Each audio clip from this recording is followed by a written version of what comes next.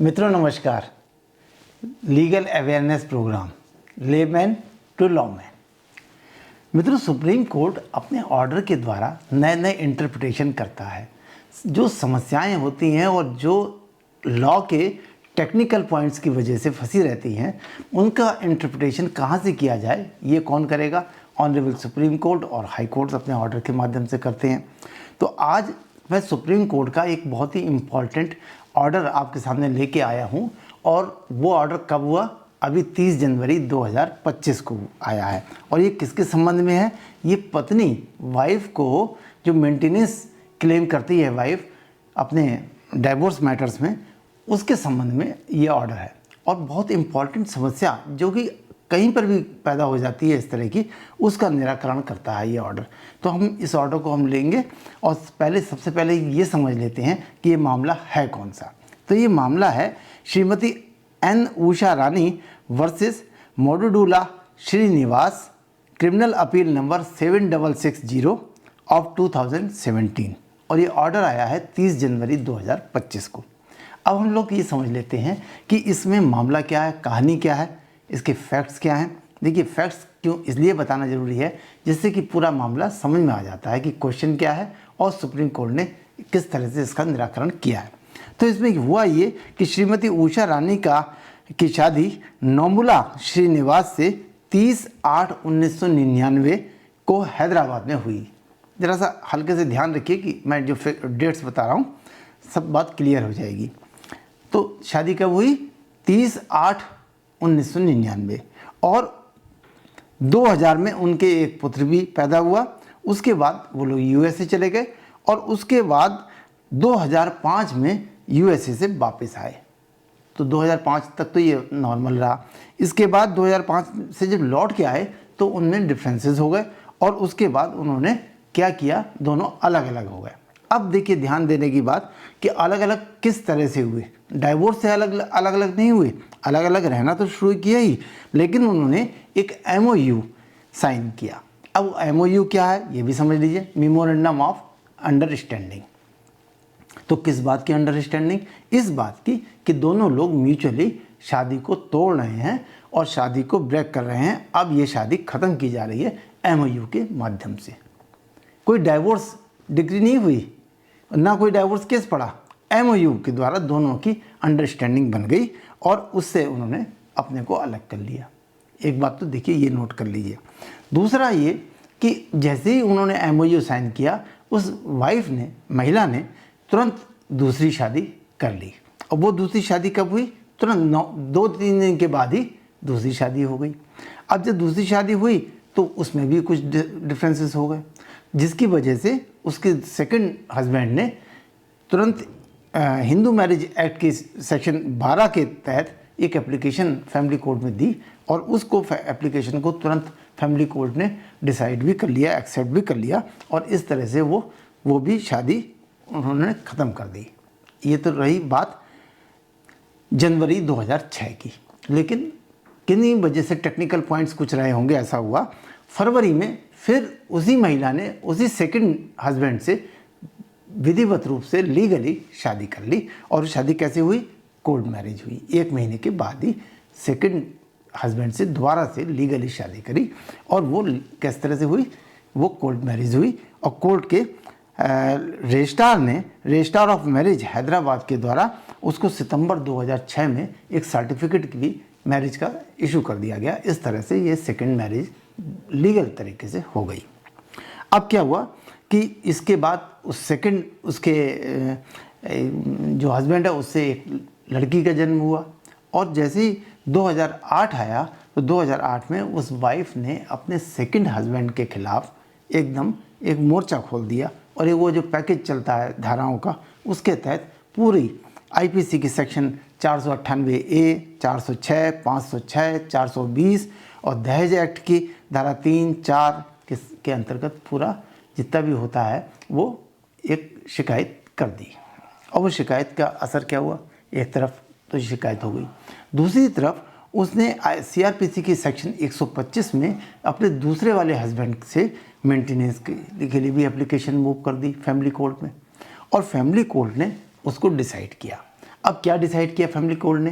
Family court ने ये कहा कि जो सेकंड उसका हस्बैंड है ये वाइफ को 3500 रुपये हर महीने मेंटेनेंस के देगा और जो उसकी लड़की है उसकी मेंटेनेंस के लिए 5000 रुपये महीना देगा।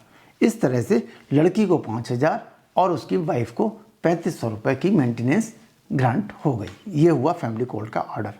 अब जब ये ऑर्डर हुआ तो उसका हस्बैंड हाई कोर्ट चला गया और हाई कोर्ट में ये मामला ले गया। अब हाई कोर्ट जब मामला पहुंचा तो हाई कोर्ट के सामने ये क्वेश्चन रखा गया हस्बैंड के द्वारा कि साहब जो पहली वाली जो शादी थी वो तो डाइवोर्स हुआ ही नहीं है, वो तो MOU से हुआ है, लीगली तो वो उसकी शादी अभी ब्रेक ही नहीं हुई है, तो इसलिए सेकंड हस्बैंड से उसकी मेंटेनेंस किस तरह से मांगी जा सकती है, मांगना गलत है। हाई कोर्ट के सामने ये वाली बात आई, हाई कोर्ट ने सुना और हाई कोर्ट ने अपने ऑर्डर में ये कहा कि भाई लड़की को 5000 रुपये जो मेंटेनेंस फिक्स की है फैमिली कोर्ट ने वो तो बिल्कुल ठीक है, लेकिन वाइफ को जो 3500 रुपये महीना फिक्स किया है ये गलत है, क्योंकि उसकी पहली वाली अभी शादी वो अभी ब्रेक नहीं हुई है, अभी कोई डाइवोर्स डिक्री नहीं है, वो केवल MOU से हुई है जिसको कि लीगल नहीं कहा जा सकता, इसलिए सेकंड हस्बैंड मेंटेनेंस नहीं देगा। ये ऑर्डर हो गया। अब जब ये हाई कोर्ट ने ऑर्डर कर दिया तो उसकी वाइफ जिसको 3500 रुपये पर मंथ सेकंड हस्बैंड से मिलने का ऑर्डर था फैमिली कोर्ट का और वो ख़त्म हो गया हाई कोर्ट से, तो इसलिए हाई कोर्ट के ऑर्डर को चैलेंज किया उसकी वाइफ ने सुप्रीम कोर्ट में। अब सुप्रीम कोर्ट के यहाँ ये मामला पहुँचा तो सुप्रीम कोर्ट के सामने क्वेश्चन क्या था? क्वेश्चन ये था कि whether a women is entitled to claim maintenance under section 125 CRPC from her second husband while her first marriage is legally subsisting. क्या कोई महिला CRPC की धारा 125 के अंतर्गत दूसरे पति से मेंटेनेंस के लिए इंटाइटल है जबकि उसकी पहली शादी लीगली चल रही है? ये क्वेश्चन ऑनरेबल सुप्रीम कोर्ट के सामने आ गया, क्योंकि MOU हुआ है, कोई डाइवोर्स तो हुआ नहीं है। अब सुप्रीम कोर्ट ने पूरा केस में 4 बातें इंपॉर्टेंट निकाली। क्या इंपॉर्टेंट बात निकली? कि पहली कि महिला द्वारा अपनी पहली शादी टूटने की या MOU की जानकारी अपने दूसरे पति को दे दी थी, छिपाई नहीं थी। और ये कैसे कहा जाए? तो ये इसलिए कहा जाए कि फैमिली कोर्ट ने अपने ऑर्डर में स्पष्ट रूप से लिख दिया कि दूसरे जो हस्बैंड को MOU की जानकारी पूरी है, ये बात फैमिली कोर्ट के जजमेंट में लिखी हुई है। और MOU को ना तो सेकंड वाले हस्बैंड ने कभी चैलेंज नहीं किया, तो इसलिए ये माना गया कि सेकंड हस्बैंड ने ये जानकारी रखते हुए कि उसकी पहली वाली शादी ब्रेक हो चुकी है, दूसरी शादी की है। दूसरा इंपॉर्टेंट बात ये आई कि MOU के द्वारा पहली शादी समाप्त करने का एग्रीमेंट किया गया, जो कि दोनों के द्वारा डिस्प्यूट कहीं नहीं किया गया। नंबर तीसरी इंपॉर्टेंट बात ये कि MOU के द्वारा जो शादी समाप्त की गई क्या की जा सकती है? तो सुप्रीम कोर्ट ने कहा कि नहीं वो तो समाप्त नहीं की जा सकती। तो इस पर सुप्रीम कोर्ट ने अपने ऑर्डर में क्या लिखा कि barring the absence of a legal decree appellant is de facto separated from her first husband and is not deriving any rights and entitlements as a consequence of that marriage। उन्होंने कहा कि भाई ठीक है कि वो लीगल डाइवोर्स नहीं है उसके एब्सेंस में, लेकिन अगर ऐसे एविडेंसेस बता रहे हैं कि वो पूरी तरह से अलग अलग रह रहे हैं और उनके शादी ब्रेक हो चुकी है, तो इस आधार पर ये नहीं कह उसके जो राइट्स हैं मेंटेनेंस के उनको ख़त्म नहीं किया जा सकता। तो सुप्रीम कोर्ट ने इस तरह से अपील उस महिला की अलाउ करी। फैमिली कोर्ट ने जो उसको 3500 रुपये महीना मेंटेनेंस ग्रांट करी थी उसको बहाल कर दिया और ये कहा कि ये 3500 रुपये मिलेगी। तो अब यहाँ पर क्वेश्चन क्या आया? महिला ने अपने दूसरे पति से फैमिली कोर्ट द्वारा निर्धारित मेंटेनेंस 3500 रुपये हर महीने लेने की महिला हकदार है, ये तय हुआ। लेकिन अब इसमें स्पष्ट क्या हुआ? निष्कर्ष क्या निकला?